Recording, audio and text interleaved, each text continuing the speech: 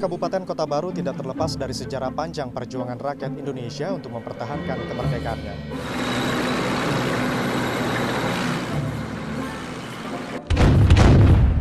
Berawal dari dilanggarnya Perjanjian Linggarjati tahun 1947 oleh Belanda, yang kemudian diadakan perundingan kembali yang menghasilkan Persetujuan Renville tahun 1948. Dalam persetujuan ini, salah satu isinya adalah diadakannya pemungutan suara untuk menentukan apakah rakyat di daerah-daerah masuk ke dalam Republik Indonesia atau Negara Indonesia Serikat.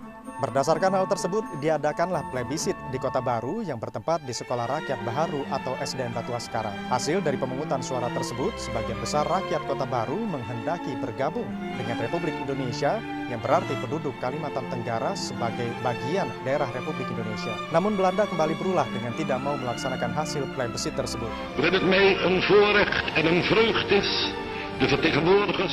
Melalui SK Letnan Gubernur Jenderal Belanda pada 18 Januari 1947, Belanda membentuk Neolandschap atau daerah Swapraja, yaitu pulau laut, pasir, pagatan, dan jantung Sampanahan yang masuk dalam Ikatan Federasi Republik Indonesia Serikat di bawah negara bagian Kalimantan Tenggara. Pembentukan negara bagian Kalimantan Tenggara oleh pemerintah kolonial Belanda atau NIKA beserta dewannya yang saat itu dipimpin Muhammad Yamani mendapat reaksi keras dari rakyat Kota Baru dan Pagatan. Maka oleh golongan yang berjiwa Republikein dibentuklah Badan Komite Nasional Indonesia di Kota Baru dan Pagatan yang bertujuan untuk memasukkan kembali Kalimantan Tenggara ke dalam Republik Indonesia sesuai proklamasi 17 Agustus 1945 yang berpusat di Yogyakarta.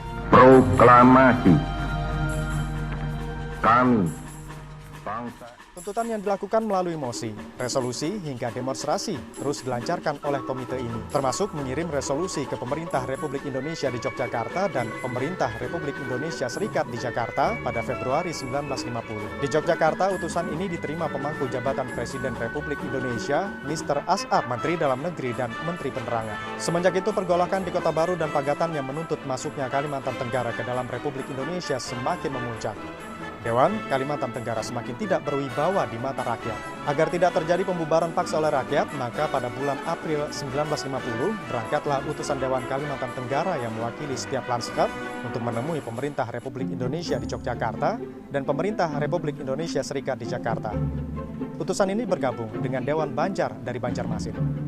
Di Yogyakarta mereka diterima oleh Menteri Dalam Negeri Susanto Tirtoprodjo yang menyetujui untuk bergabungnya Kalimantan Tenggara dan Banjar ke dalam Republik Indonesia. Kemudian berdasarkan SK Presiden Republik Indonesia Serikat, Dewan Kalimantan Tenggara beserta lanskap-lanskapnya dan Dewan Banjar dibubarkan. Untuk memastikan hasrat rakyat Kalimantan Tenggara, berkunjunglah ke daerah Kalimantan Tenggara Menteri Dalam Negeri Republik Indonesia bersama Murjani, yang kemudian diangkat menjadi Gubernur Kalimantan.